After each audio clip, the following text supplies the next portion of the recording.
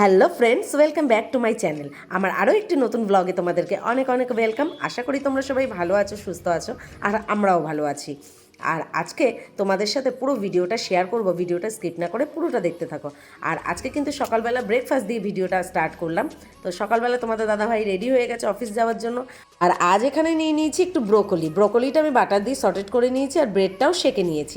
আর তোমাদের দাদাভাইও বসে পড়েছে। চলো এবার ব্রেকফাস্টটা তোমাদের দাদাভাইকে দিয়ে দিই। আর আজকে ব্রেকফাস্টে ব্রোকলিটা, বন্ধুরা, আমি ব্রোকলি এর আগে রেস্টুরেন্টে খেয়েছি, তো কখনো নিজে থেকে এনে বাড়িতে খাওয়া হয়নি। তো আজকে প্রথম এনে আমরা ট্রাই করলাম রুমে। তো চলো চলে এসেছি বাইরে। আর এই দেখো আজকে হচ্ছে শুক্রবার, তো মাছ নিয়ে বসেছে, হরেক রকমের মাছ আছে এখানে। তো একটু মাছ নেব, আর মাছ নিয়ে আজকে কি রেসিপি বানাই সবটাই তোমাদের সাথে শেয়ার করব। আর আজকে প্রায় 15 থেকে 20 দিন পরে মাছ খাবো। তো বন্ধুরা, যাই হোক, বাঙালি মানুষ আমরা, তো মাছ না হলে তো আমাদের চলে না। তো চলো কি মাছ এনেছি তোমাদেরকে দেখাই। আর এই তো মাছ নিয়ে রুমে চলে এলাম। আর মাছের সাথে দেখতে পাচ্ছ কলা পাতাও আছে আমার হাতে। তো কলা পাতার আজকে একটা মজার গল্প তোমাদের সাথে শেয়ার করব। আর কি মাছ এনেছি সবার প্রথমে সেটাই তোমাদেরকে দেখাই। আর এই দেখো, আট ট্যাংরা মাছ বলে এই মাছটাকে, তো এই মাছটা এনেছি।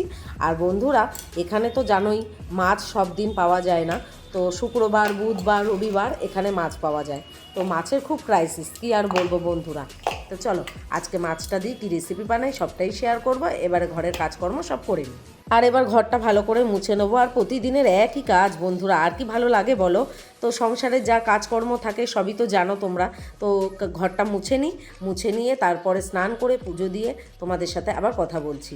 আর এই দেখো স্নান করে পুজোর ঘরেও চলে এসেছি, এবার পুজো দিয়ে নিচ্ছি। আর আজকে জানো তো তোমাদের সাথে দুটো ছবি শেয়ার করব। তা কালকে বাজারে গিয়ে আমার খুব পছন্দ হলো, তাই আমি নিয়ে নিলাম। আর এই দেখো গোপাল ঠাকুরের ফটো নিয়ে নিয়েছি।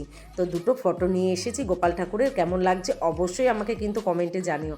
আমার কিন্তু বেশ ভালো লেগেছে, তো সেই কারণে নিয়ে চলে এলাম।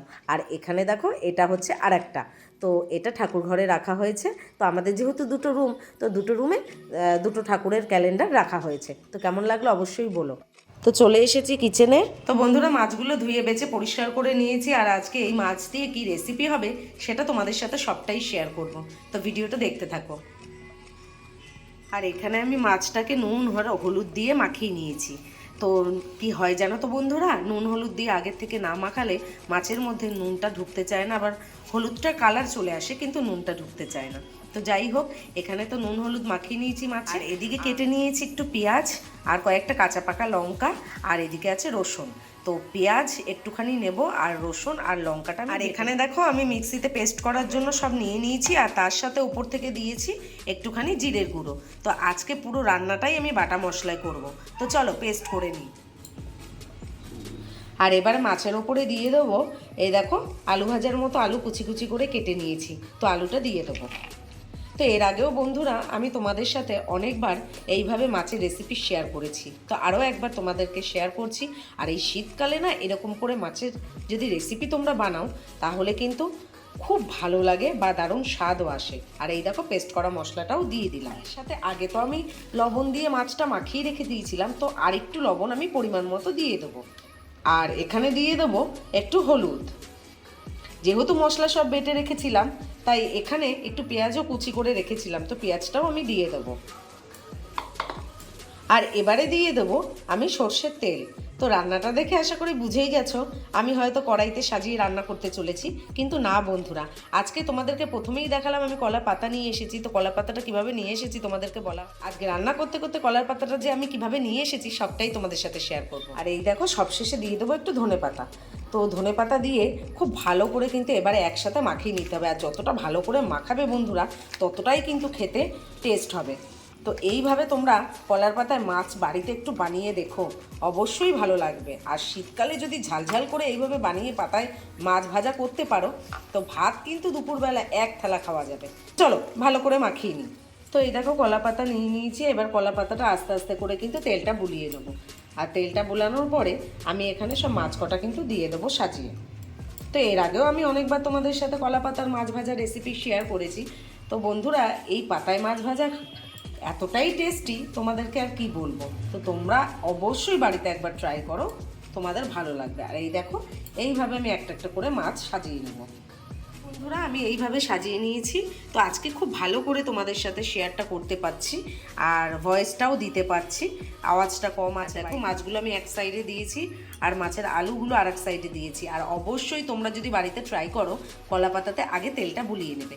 তো আর এই দেখো কড়াইতে দিয়ে দিয়েছি আর একটু পাতাটা না নিচে আমি বেশি দিয়েছি, মাঝে মধ্যে না ফেটে যায়, আর ফেটে গেলে তেলগুলো কড়াতে পড়ে যায় আর মাছের টেস্টটা একদম ভালো আসে না। তো দেখতেই পাচ্ছ তোমরা। আর এবার আমি যেই বাটিতে মাখিয়েছিলাম দেখো সেই বাটিতে মশলা ধোয়া জলটা দিয়ে দেবো। আর গ্যাসের ফ্লেমটা একদম কমানো থাকবে বন্ধুরা। আর এই দেখো আমি জল দিয়ে দিয়েছি, এবার আমি আস্তে করে ঢেকে দেবো। তো এটা এবার একদম কম ফ্লেমে এটা আস্তে আস্তে হতে থাক। আর চলো দেখি এবার ঢাকনাটা খুলে কেমন হয়েছে। তো অনেক জল বেরিয়েছে, আমি তো মশলা ধোয়া জল দিয়েছিলাম কিন্তু তারপরেও মাছের গায়ে থেকেও কিন্তু অনেক জল বেরিয়েছে। তো যতক্ষণ না জলটা টানছে ততক্ষণ কিন্তু আমি মাছটা ফেরাতে পারবো না। তো এবার আস্তে আস্তে লো ফ্লেমে এটা হতে থাক। আর বন্ধুরা তোমাদেরকে তো আমি বলেছিলাম যে কলার পাতার একটা মজার ঘটনা বলবো। তো কলার পাতাটা আমি একটা গ্যারেজ থেকে নিয়ে এসেছি। তো সেইখানে না কেউ ছিল না, যখন পাতাটা কাটতে গেলাম তখন তো লোক চলে এলো, আর তারপরে সেই লোককে বলে আমি কলার পাতাটা নিয়ে এসেছি। আর এখানে না কলার পাতার খুব ক্রাইসিস, কোথায় আর পাবো বলো? মজার খাবার দাবার বানানোর জন্য কিছু জিনিস আবার না বলেও আনতে হয়। তো এটাই হচ্ছে মজার ঘটনা। তো বন্ধুরা মাছে যে জলটা বেরিয়েছিল সব জলটা টেনে গিয়ে দেখো সাইড থেকে তেল বেরিয়ে গেছে। তো এবার আমি মাছটা আর একটা পাতা দিয়ে ফিরিয়ে নেব। তো বন্ধুরা দেখো আমি আর একটা পাতা দিয়ে ফিরিয়ে দিয়েছি। মাছটা ঠিক এইভাবে দেখো গায়ে লেগে গেছে। তো পাতার সাথে কতটা সুন্দর লাগছে দেখো, আর ততটাই কিন্তু খেতে খুব টেস্টি হয়। তো বন্ধুরা আর ভিডিওটা বেশি বড় করব না, তো তোমাদেরকে বলবো অবশ্যই একবার বাড়িতে এইভাবে ট্রাই করো আর আমাকে কিন্তু কমেন্ট করে জানাতে ভুলে যেও না। আর চ্যানেলটি সাবস্ক্রাইব করে দিও, পাশে বেল আইকন আছে, বেল আইকনটা প্রেস করে দিয়ে সবার আগে ভিডিও নোটিফিকেশন তোমরা পেয়ে যাবে। চলো ভিডিওটা আর বড় করব না, এখানেই শেষ করছি। দেখা হচ্ছে নতুন একটা ভিডিওর সাথে।